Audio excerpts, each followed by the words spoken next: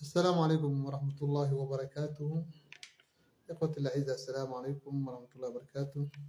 سو dhawaada insha Allah mawduuc yar baan doowi doonaa.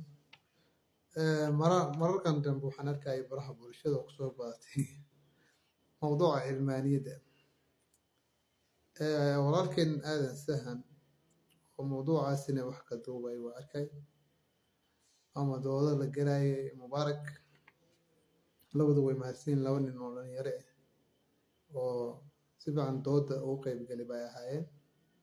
maasha Allah, soo dhawaada insha Allah. mawduucu waxaan soo qaadan doonaa video soo aadan sahan uu hadlayay mawaadiic kala duwan, laakiinse wixii ka hadlayay badanaa dadka ummadda Soomaaliyeed maadaama nin aqoon-yahan uu yahay, ninka aqoonta uu leeyahayna wax badan markuu sharaxayo oo dhexgelinayo ikhtisaarku badan tahay. lidaalika videogaasi baan soo qaadan doonaa insha Allah.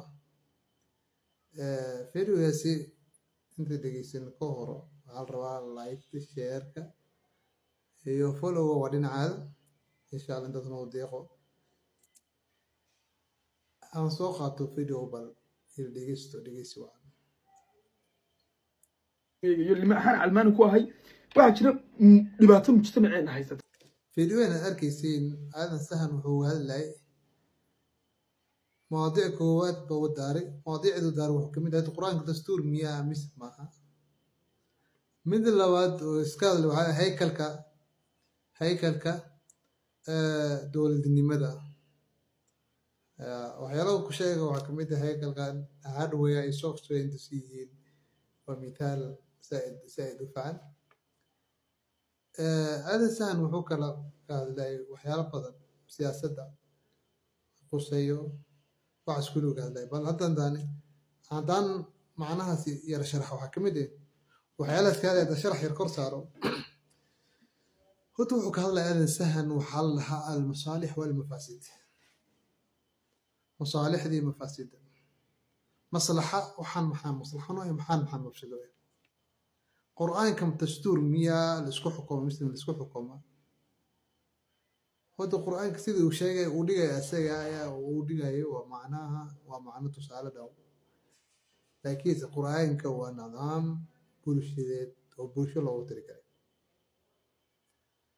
oo qof dhan loogu tirigalay, hal qof loogu tirigalay, bulsho dhan loogu tirigalay. idan Allah subxaanahu wa tacaala wuxuu dhahay afalaa yatadabbaruuna alqur'aana am calaa quluubihim aqfaaluha. tadabburku wuxuu sheegay wax kamid inta qur-aanka ku camal fasho. qofka inta qur-aanka uu noqdo camalkiisu waa waxyaalaha ujeedooyinka ugu weyn qur-aanka uu rabo qofka kale waaye hidaaya. maalin kasta markay salaada gal waxaan dhahnay ihdina siraada almustaqiim. salaada markay ku jirto maxay leeyahay alla waanu wadada toosan. wadada toosan waxay u baahan tahay hanuun bay u baahan tahay. hanuunta inta laga helaya qur-aanka baa laga helaya. in hada alqur'aan yahdi lilatii hiya aqwam. intee waay qur-aanku waay mid toosan, mid ugu toosan baa qur-aanka kugu hanuuninaya. mid toosan, mid si toosan bas qur-aanka kugu hanuuninaya. idan noloshaha dad qur-aanka ku hogaamiso oo noloshaha qur-aanka ku dabiiqdo muu baahnid wax kale muu baahnid. walaa wax u baahnid dastuur gacan ku ramise bas u baahnid. taasi horta meel intay kaga dhacdaa la rabaa. midaan labaad waxaa waaye horta qur-aanka dastuur miya mise dastuur maanta meesha u baahan. mid labaad haykalka dowladnimada uu sheegaya aadan sahan qof kasta xur uu yahay. qof kasta xur uu yahay ma garata. hada boqor noqonayo sidii uu sheegay waaye. taasi waxaa u dowlmaday siyaasa maxaa la dhahaa siyaasa aqliga siyaasadeed uu yahay. ma hiya siyaasa. siyaasa maxay tahay. siyaasad maxay tahay. saasa yasuusu siyaasa maxay tahay magaca siyaasada. nabi sallallahu alayhi wasallam wuxuu yiri nabi sallallahu alayhi wasallam wuxuu yiri nabi sallallahu alayhi wasallam wuxuu yiri كانت بنو إسرائيل تسوسهم الأنبياء. بني إسرائيل waxaa hogaamin jiray nabiyaal bay ahayd. wax hoggaan ku hay nabiyaal bay ahayd. taasi waxay tusinaysaa intii asal ay leeyihiin dadka maamulka iskale ay tahay nabiyaashu iyo dadka ka dhow culimada. nin mujrim ah maamul ma loo dhiibi karo. faasiqan maamul ma loo qaban karo. nin faasiqan isquraan maamul noo qabto salaada una dujin karin maamul kale ka weyn salaada wax ka weyn وأمد ما البولشيد الهجامين ما هو اللي بيكرر مرقاته وجري كرن فاسقة سيدنا كانوا مرقاتني نقف شخصي هل شخص قضية معينة أما قضية جوني مرقاتي جري سينوليه كرنا مجال أمدنا هجاميو ما أنت مضح المسلمين هجامين يسوع مرقاتي كلام إسكلافي صلاة دود أنصح ما هي إذن تاسي النبي صلى الله عليه وسلم ونشيء كما كلما هلك النبي انقلبه النبي بعده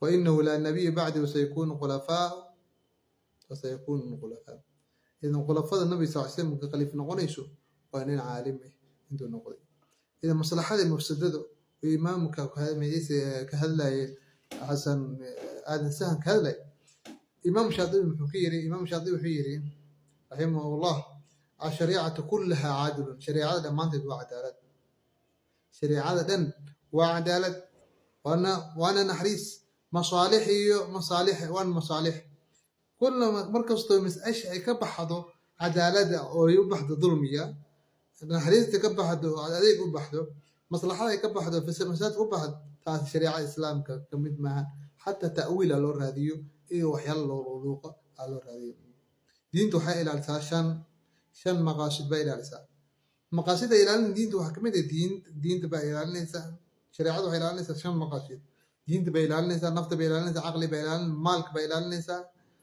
نصب تبع إلى الإنسان أبتر ولذلك نيجي دين تكوكفو لا محمد صلى الله عليه وسلم يا الله سبحانه وتعالى كوكفو هو قالوا يا نيجي نفدير والدي لا يا نيجي عقل يس قمرو عبو يوحيالا حشيشات كمان أو ولا جيدا يا نينكي زيني مي حوال هذا نقعد بالله يجرا نينكي زيني استنا على كرباج هتويل دون يرو يهاي كورس مارين هذا كورس مارين ولا لا ده يحبال ودي لا إذا مقاصد الشريعة بلا شروط بيله مقاصد مصالح لا شروط بيله مصلحة هذا مصلحة واحد يقول إيه تبقى ضغط المصلحة اللي نقول كده ذلك قاعدة منضبطة أو أرسم بالشريعة كسينيسا إذن أنت نقطة وهم مين دي نقولي وهم قيالي أي نقول مصلحة هذا وح قيالي أي نقولي أي نقطة حقيقة إذن وأنت تكون أي نقطة مد عامة أي نقطة مد قاصح مصلحة هذا ومد قاصح وأنت نقولي وأي نقطة مد عامة وأنت كتاب كإسناد إجماع أي خلاف يا إذن مجتهد كان وأنت كعجزه وح اجتهاد مصلحة كان هذا عامة ومجتهد كان وأنت أزوي دليل قاسي أو قصار وريح الكاسي وأنت سوايا كبعد مجتهد كفيرنا يا العلم يبقى فيرنا يا عامضة أنت مصالح مفاسد كاللان باب قوضة معها يقول إذا مصلحة ما نقطة إلا وحي الشريعة أو مرخاتي كعدموي يا لكن مصلحة كالهيد مصلحة ما نقونيسو سيدا الإمام الشاذلي باقول هاي موافقات كيسة يقول إذا وافهم ذي المجال مصالح دي مفاسدة سيدا قريو أي قفل السلطة مصالح مفاسد بالوقة قريو أنا هذا ما وسقي هذا إسكابول مساحن كرت سقف كان إسكابول قريو وسقي مساحن كرت مفاسد بكرة وسقط سيدا زواي وحو هذا سهر موشي هذا سهر دستور موري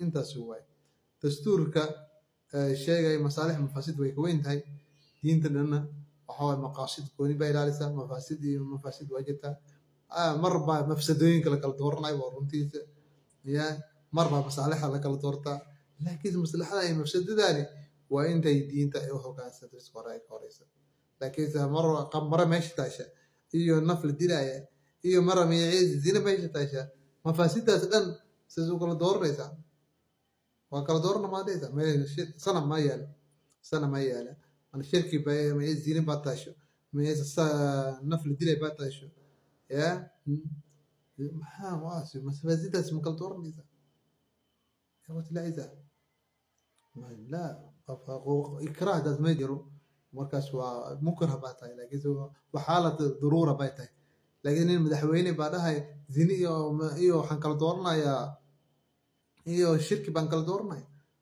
يا أخفض الرين بانقادنا زيني بانقادنا يا هذا لا يجوز في الشريعة وشريعة عقلا ونقلا من كلهم إذا شريعتين ويد مسترين ما نوبهنا إن الدبيد وحنا ولكن هذا بالله التوفيق وصلى الله وسلم على سيدنا محمد وعلى آله وصحبه أجمعين.